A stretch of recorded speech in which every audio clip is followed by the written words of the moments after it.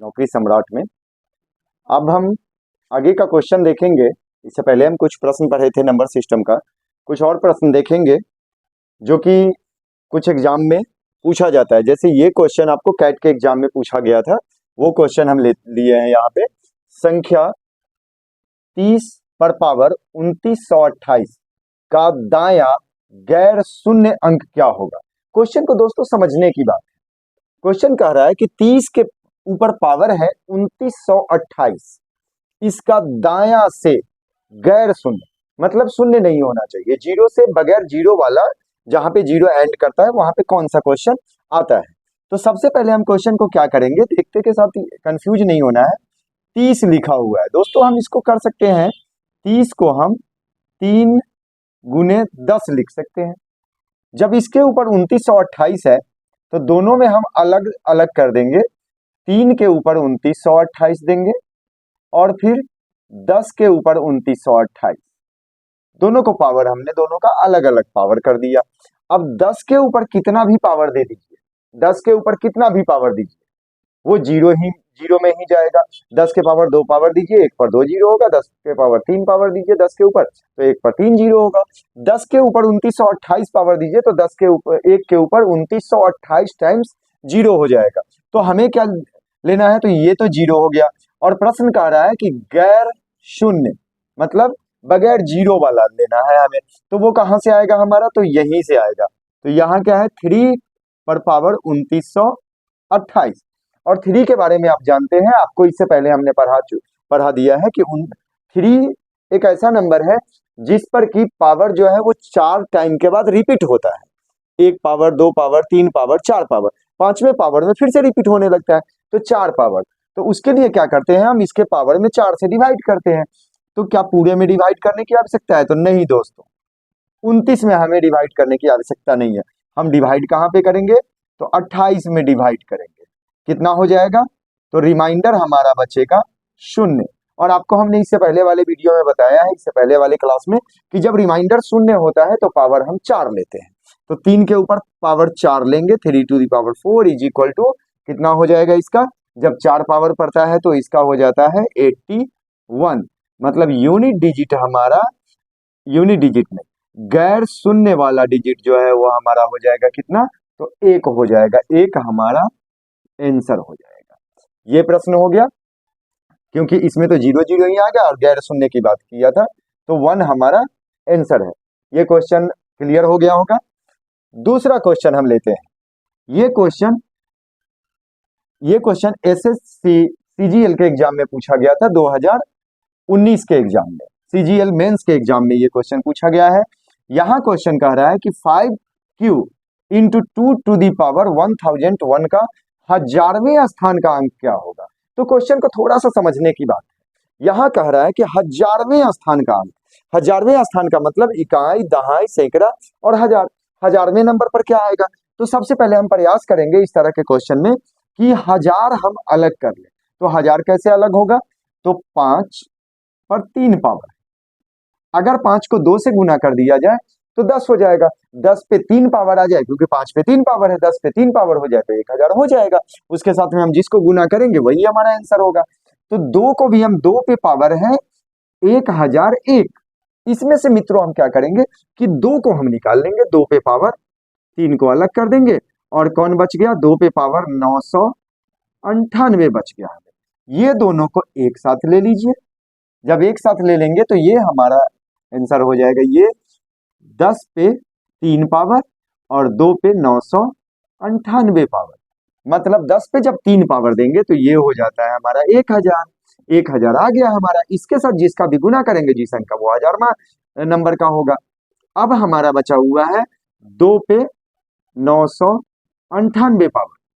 2 में क्या होता है, इसमें भी 4 पावर के बाद रिपीट होने लगता है। तो 4 पावर के बाद रिपीट होने का मतलब है कि इसमें हम 4 से भाग करेंगे। तो 4 से भाग करेंगे तो किसमें हम भाग करेंगे, तो जब इसमें हम 4 से भाग करेंगे तो हमारा रिमाइंडर हो जाएगा, हमारा जो रिमाइंडर है इसका, वो रिमाइंडर हो जाएगा हमारा 2। जब 2 रिमाइंडर होगा इसका मतलब 1000 गुने 2 पे जब 2 पावर पड़ेगा तो इसका मतलब कितना हो जाएगा, ये हो गया 4। मतलब 1000 से इसको मल्टीप्लाई करेंगे तो 4000 हमारा होता है। तो 1000वां नंबर पूछ रहा था, 1000वें स्थान पर कौन सा अंक होगा, तो 1000वें स्थान का अंक होगा हमारा 4। इकाई दहाई सैकड़ा हजार, 1000वें स्थान का अंक हमारा 4 हो गया। ये भी क्लियर हो गया। हम तो ये प्रश्न अब देखिए, अब नेक्स्ट प्रश्न जो है वो है, यदि 3333 टू दी पावर n के इकाई का अंक 7 है तो 7777 टू दी पावर n के इकाई का अंक क्या होगा। तो हमें देखना है, इसमें देख करके कंफ्यूजिंग क्वेश्चन लग रहा है, बट क्वेश्चन बहुत आसान है क्योंकि हमें इकाई का अंक बता रहा है। तो इकाई के अंक में आपको पता है कि किसी भी क्वेश्चन का इकाई का अंक की जब बात करें तो हमें इकाई के नंबर को ही लेना है। इस पे पावर ये है तो हमें इस नंबर को नहीं लेना है, इसका इकाई का अंक ही लेना है। तो इकाई का अंक क्या है 3 और उसके पावर में n है, और इसका इकाई का अंक जो है कितना है 7 है। अब 3 पर अगर एक पावर, आप जानते हैं कि 3 पे एक पावर देते हैं तो इसका वैल्यू 3 होता है, 3 पे 2 पावर देते हैं तो इसका वैल्यू 9 होता है, 3 पे 3 पावर देते हैं तो इसका वैल्यू 27 होता है। मतलब लास्ट में इकाई के अंक में 7 आ गया। इसका मतलब n की वैल्यू क्या है, n की वैल्यू है 3। अब यहां भी हमारा प्रश्न है 7 7 7 और 7, इसके पावर में n है, तो इसका इकाई का अंक क्या होगा। तो जब इकाई का अंक लेना है तो इस संख्या का यूनिट डिजिट हमारा 7 है, तो बाकी नंबर को हम नहीं लेंगे, सिर्फ हम लेंगे 7। तो 7 टू दी पावर 3, n की वैल्यू चूंकि 3 है तो हम यहाँ रखेंगे 3। तो 7 टू दी पावर जब 3 होगा तो इकाई का अंक क्या हो जाएगा 3 हो जाएगा। जब 7 पर 3 पावर देंगे तो इकाई का अंक हो जाएगा हमारा 3, क्योंकि 7 पर जब 3 पावर देते हैं तो हमारा होता है 343। तो इकाई के अंक की बात हुई है तो इकाई का अंक हो जाएगा हमारा, इकाई का अंक बराबर 3। ये हमारा आंसर। नेक्स्ट क्वेश्चन, ये भी सीजीएल 2017 में पूछा गया है, सीजीएल मेंस का क्वेश्चन है। 2 पर पावर 3 उसके ऊपर पावर 4 गुने 3 पर पावर 4 उस पे पावर 5 गुने 4 पर पावर 5 उस पे पावर 6 गुने 5 पे पावर 6 उस पे पावर 7, 6 पर पावर 7 उस पे पावर 8। जब इसको हम सॉल्व करने लगेंगे तो इसमें कम से कम 10 से 15 मिनट लगेंगे हमें सॉल्व करने में, जबकि हमें इसको बनाने के लिए कंपटीशन में आपको पता है कि 10 सेकंड में क्वेश्चन बनना चाहिए, देखते के साथ क्वेश्चन बनना चाहिए। तो हम क्या करेंगे, इसका पूछ रहा है इकाई का अंक।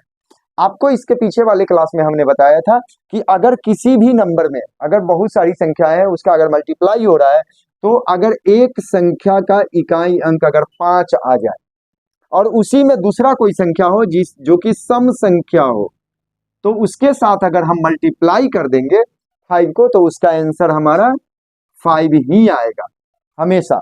तो यहां पे हम देखते हैं, और दूसरा नियम एक और जानते हैं आप कि 0 1 5 और 6, ये अगर किसी संख्या के लास्ट में होता है, यूनिट डिजिट में होता है, किसी संख्या की यूनिट डिजिट में अगर 0 1 5 और 6 होता है तो उसके ऊपर कितना भी पावर रख दे उसके आंसर में यूनिट डिजिट में 5 ही आएगा। मतलब वो 0 1 5 या 6 ही आएगा, जो नंबर यूनिट डिजिट में रहेगा उसके ऊपर पावर जो भी दिया जाए वही नंबर आएगा।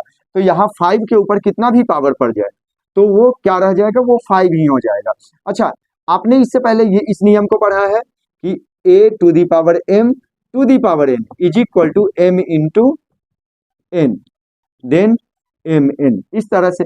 तो 5 के ऊपर 6 पावर है, इसके ऊपर 7 पावर है, तो पावर पे जब पावर पड़ता है तो उसका मल्टीप्लाई हो गया 5 टू दी पावर 42, तो इसका इकाई अंक क्या हो जाएगा 5 ही हो जाएगा इकाई का अंक।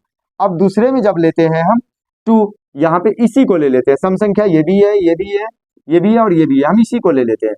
2 के ऊपर पावर है 3 to the power 4 is equal to 2 into 4 then 12।